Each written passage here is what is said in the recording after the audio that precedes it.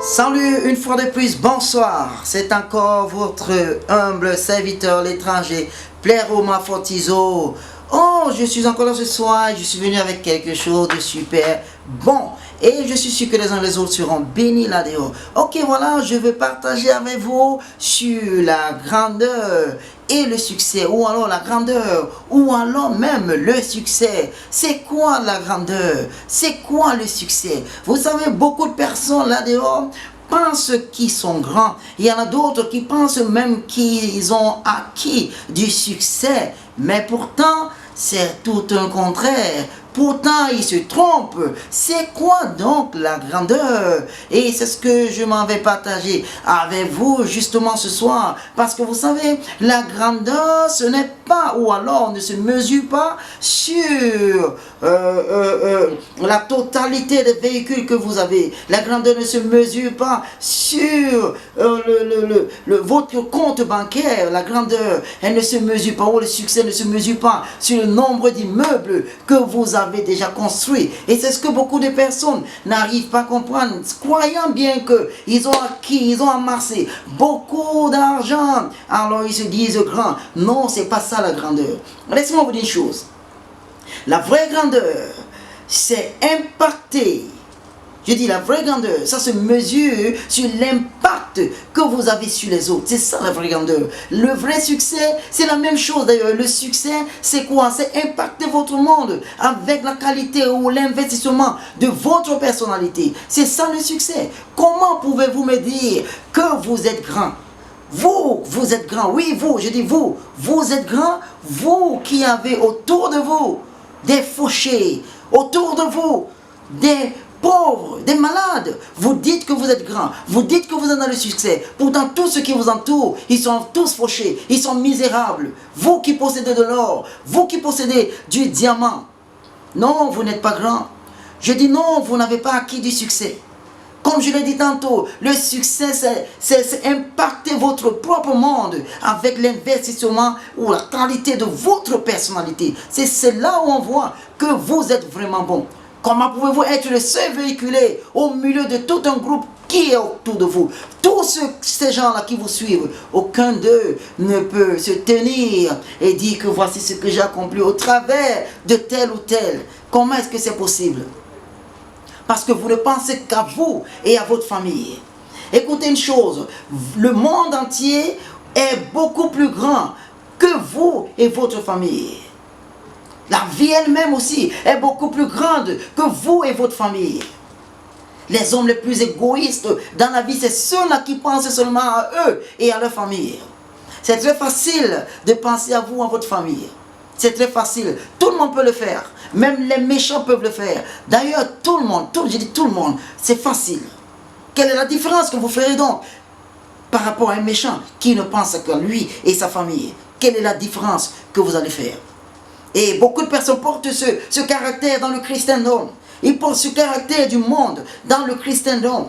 Et ils le vivent sans même savoir qu'ils sont déjà en train de déraper. Frères et sœurs, je vous dis, là, vous qui m'écoutez, sachez que vous ne pouvez pas être riche. Vous ne pouvez pas avoir ce que vous avez, croyant que vous êtes grand, croyant que vous êtes dans le succès. Si et seulement si vous ignorez tous ceux qui sont autour de vous, comment sont-ils? Quel est votre témoignage?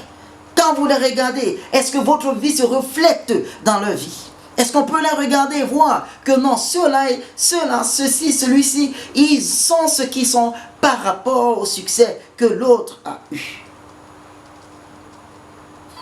Écoutez, si vous voulez être satisfait dans la vie et de dire que vous êtes grand ou de dire que vous avez acquis du succès, il vous faut commencer par faire une chose. Il y a une chose par laquelle vous devez commencer. Vous devez commencer par entendre, écoutez bien ce que je dis, entendre les cris, entendre les soupirs, entendre les gémissements, entendre les pleurs des nécessiteux, entendre les soupirs des pauvres. Vous devez être capable d'entendre cela. Ouvrez vos oreilles grandement et commencez aujourd'hui à entendre les cris, les pleurs Les soupirs de ceux qui sont nécessiteux, des soupirs des indigents, de ceux qui sont misérables, des fauchés, des pauvres, qui sont autour de vous. Il y en a plein. Si vous voulez être grand, ce n'est pas là que vous devez commencer. Bien sûr, il y en a beaucoup maintenant qui ferment leurs oreilles contre tout. Même dans la nuit, quand le voisin est en danger, ils font semblant de ne pas écouter, ils ferment les oreilles parce que leur vie est beaucoup plus précieuse. Ils ne veulent pas garder leur vie par rapport à aider celui qui est dans des difficultés. Qui parmi eux, qui parmi vous, qui me regardez, qui m'écoutez maintenant, a pu ou alors peut mettre sa vie en risque pour sauver un petit enfant qui est en train de se noyer? C'est là où la grandeur commence. Être capable de s'ignorer soi-même, mais de pouvoir ou de chercher à élever une autre personne. C'est là où la vraie grandeur commence. Voilà les choses que vous devez faire, frères et sœurs. N'oubliez pas que la Bible nous a dit dans Romains chapitre 8, verset 19, que la création tout entière attend-elle avec ardent désir la manifestation, la révélation des fils de Dieu. Vous êtes enfants de Dieu là dehors. Le monde vous attend. Ils veulent que vous vous manifestez. Parce qu'ils sont dans le péril. Parce qu'ils sont en souffrance. Ils veulent être délivrés dans la glorieuse liberté des fils de Dieu. Il y a une liberté certaine que vous avez en tant qu'enfant de Dieu. Et le monde a besoin d'être libéré dans cette glorieuse liberté. Qu'est-ce que vous êtes en train de faire avec ce que vous avez reçu? Qu'est-ce que vous êtes en train de faire avec la grâce de Dieu que vous avez reçue? Cette grâce qui vous a amené à produire tellement de richesses. Est-ce que vous êtes égoïste? Si vous êtes égoïste, vous n'êtes pas encore grand. Votre grandeur n'a pas encore commencé. Ah oui, la prochaine chose que vous devez faire, après avoir écouté, j'ai dit, après avoir entendu les cris, parce que vous pouvez entendre les cris des nécessiteux, vous pouvez entendre les cris des indigents ou les cris des pauvres sans réagir. Donc la prochaine chose à faire, c'est de se décider. Je dis, c'est de se décider à aider. Décidez-vous d'aider. Décidez-vous. Et cette décision ne se fait pas juste comme ça. C'est une décision de foi. Parce que ça demande plus. Ça demande beaucoup. Donc c'est une décision de foi. Et c'est ce que Moïse a fait. Quand nous regardons le livre de Hébreux, chapitre 11, versets 24 à 25. Moïse a fait quelque chose de pareil.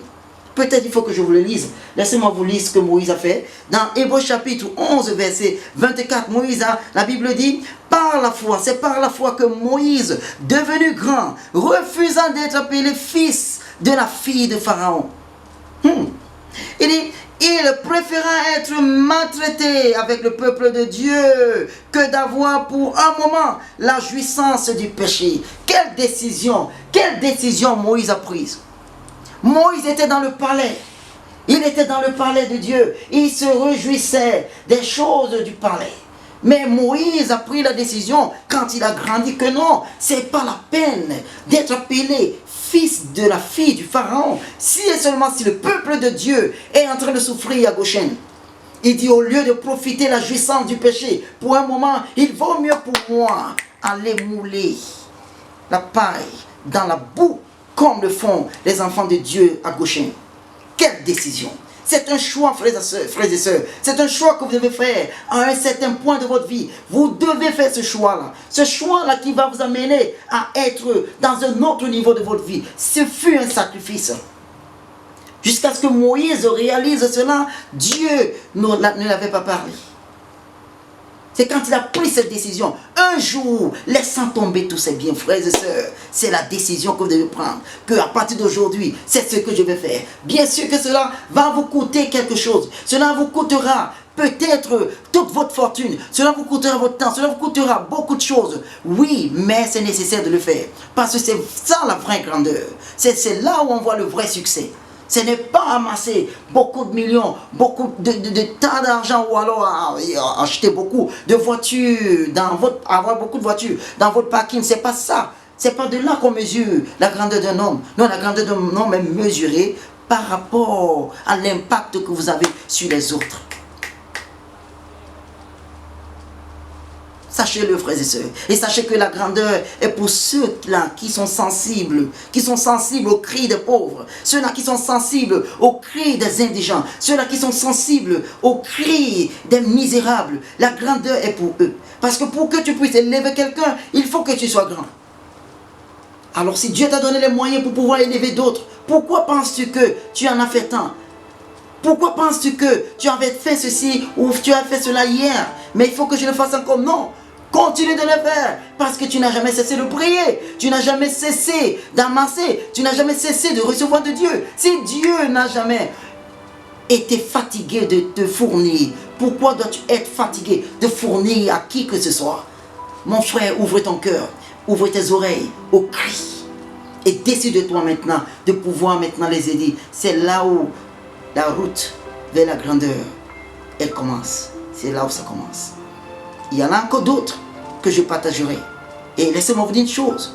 Les révélations, je ne les ai pas de moi-même, mais j'amplifie d'une certaine manière les messages que je reçois de l'homme de Dieu, le révérend Dr. Chris. Oui, mon homme de Dieu, révérend Dr. Chris Oyakilome, docteur en sciences, docteur en divinité, PhD. Et je suis si content, je le remercie beaucoup de m'avoir enseigné la parole de Dieu et qui continue toujours de m'enseigner la parole de Dieu. N'oubliez surtout pas de liker, n'oubliez surtout pas de partager, n'oubliez pas de vous abonner à cette chaîne. Je reviendrai demain surtout avec la suite de ce message parce que c'est un message qui est très puissant. Que Dieu vous bénisse et à la prochaine. Ciao, ciao.